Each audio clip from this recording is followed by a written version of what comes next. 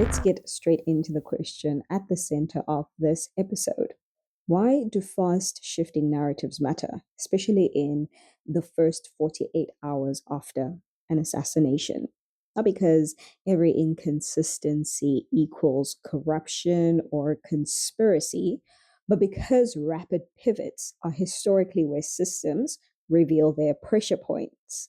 People like Candace Owens often highlight that the earliest media briefings tend to be the least filtered, with raw data, conflicting statements, and incomplete information spilling out before institutions can consolidate their messaging.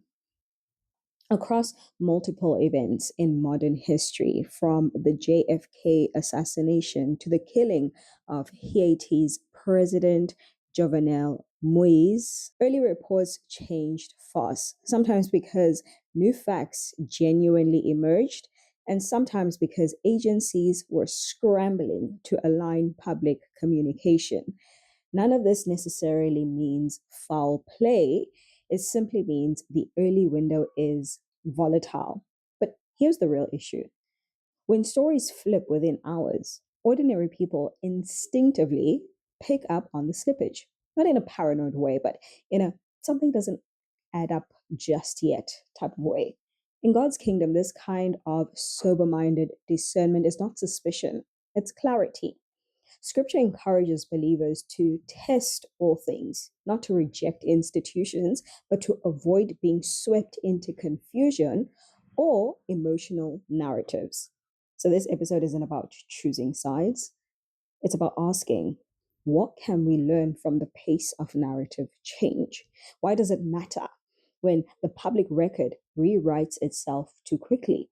And what does wisdom look like in moments where official explanations shift faster than facts can settle? To understand why people react strongly to moving goalposts, we have to examine how the first 48 hours typically shape public perception. Newsrooms, law enforcement spokespeople, political leaders, they are all responding in real time. So it's pretty chaotic.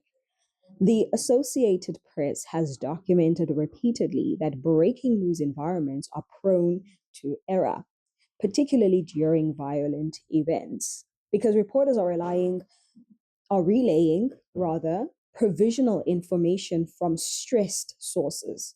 Media scholars like Jay Rosen and Claire Wardle have written extensively about information vacuums, where small gaps in early data get filled by speculation, leading to corrections and retractions later.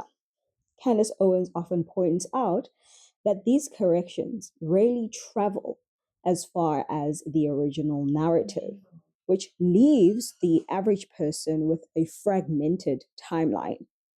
What was said first, what was walked back, what was reframed, what quietly disappeared. This isn't unique to just one country or one event either. After the assassination of Pakistan's Benazir Bhutto in 2007, three different explanations for the cause of death were issued within 48 hours. From gunshot wounds to shrapnel to a skull fracture, before officials settled on a final narrative days later. International outlets reported those discrepancies in real time. Again, none of this proves ill intent, but it proves structural volatility. As kingdom citizens, we're not called to be gullible or cynical, but discerning. When narratives change too fast, you slow your pace, you think clearly, and you refuse panic. Truth doesn't fear scrutiny, and clarity is always a fruit of the Spirit. Before we get into a modern analysis, let's talk about why early shifts catch people's attention. Human beings notice patterns. When the storyline flips too quickly, whether on CNN, Sky News, the BBC, or even independent channels, people feel a psychological jolt. Open source investigators online, especially communities like Data is Beautiful and Unresolved Mysteries, often track timeline inconsistencies, not to accuse anyone, but to map what changed and when. These communities have documented multiple international crises where early official statements contradicted later forensic findings. One well known example is the initial police timeline during the 2017 Las Vegas shooting that changed several times, prompting outlets like NPR and the LA Times to report on the inconsistencies and the internal communication challenges behind them. That's the point. Shifting stories don't automatically suggest wrongdoing. Sometimes they reveal disorganization or internal miscommunication or even competing agencies updating their data at different times or different speeds. Candace Owens often emphasizes that these early contradictions are exactly why citizens shouldn't rush to emotional conclusions. And that aligns with kingdom thinking. Discernment is not passive, it means you weigh facts, you observe the pace of information, and you keep your foundation steady. Ephesians speaks about being grounded so you're not tossed to and fro by every wind of doctrine. The modern version of that would be not being yanked around by every breaking news update. When narratives move too fast, Christians are not called to panic, they're called to anchor. Now, to anchor this in documented precedent, historically, rapid narrative pivots almost always indicate one of three things: new facts emerging, institutional confusion, or narrative steering. And steering sometimes just means it's bureaucratic self protection, sometimes political optics, sometimes simple chaos management. Analysts like Tim Pool, Breaking Points, there's Cigar, NGT, and Crystal Ball, and commentators across political lines have covered past cases where shifting explanations don't point to conspiracy, but did point to systemic fragility. After the assassination of Shinzo Abe in 2022, Japanese media reported conflicting early details about security positioning and response time, prompting outlets like The Guardian and NHK to cover the internal review of security protocol failures. Similarly, after the 2016 assassination of Russian ambassador Andrei Karlov, several early reports about motive and affiliations were corrected within a day as Turkish authorities revised their findings. The pattern is simple. When institutions are under pressure, the first story rarely survives untouched. This is where Candace's framing intersects with broader analytical culture. She pushes for early questions because patterns repeat. And as people of God, patterns matter. We believe roots produce fruit, good or bad.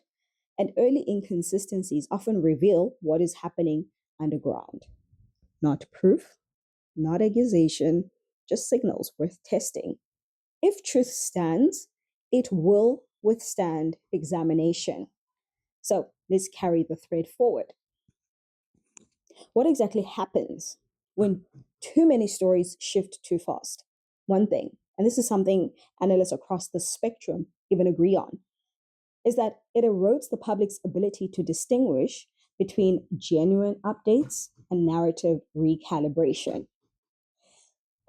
Ben Shapiro has repeatedly noted that when early reported when early reporting gets corrected multiple times, audiences start questioning not the facts but the motivations behind the communication process, not in a conspiratorial way, but in why wasn't the first version accurate enough to withstand an hour type of way.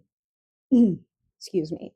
Philip DeFranco, covering countless breaking news cycles over the years, often prefaces his updates by reminding viewers that early information is almost always messy and provisional, which is why initial claims must be treated as fluid.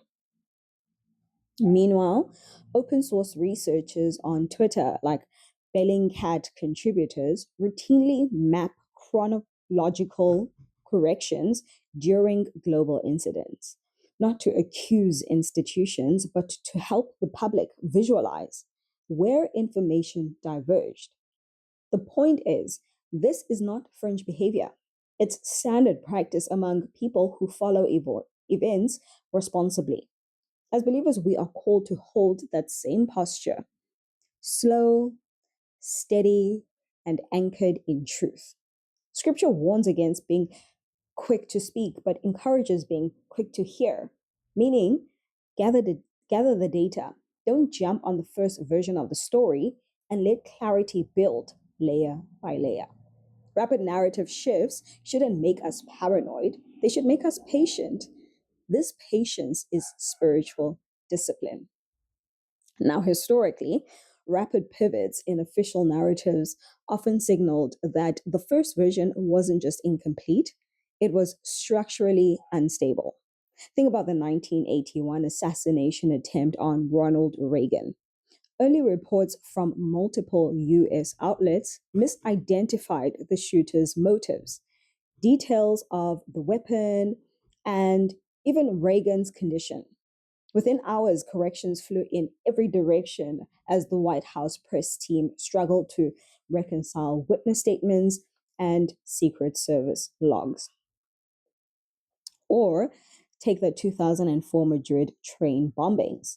Spanish authorities initially attributed the attack to ETA, the Basque separatist group, before pivoting within 48 hours as forensic evidence pointed toward an Islamist cell. Newsrooms around the world documented these shifts in real time. Why does this all matter? Because history shows us that when narratives change too quickly, it's often because multiple institutions are competing to define the starting point.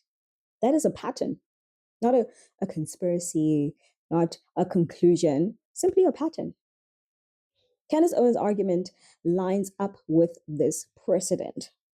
When there is smoke, you don't assume fire, but you also don't close your eyes. Kingdom thinking mirrors that instinct. God never instructs his people to reject evidence or shut down all inquiry. He instructs them to reject fear and deception. Discernment is a safeguard, especially when the ground moves fast. And here is where things get interesting. Some creators focus less on the facts themselves and more on how the sequence of facts is communicated. The YouTube channel Breaking Points often analyzes how government agencies adjust talking points over time, noting how corrections reveal where institutions lacked internal alignment.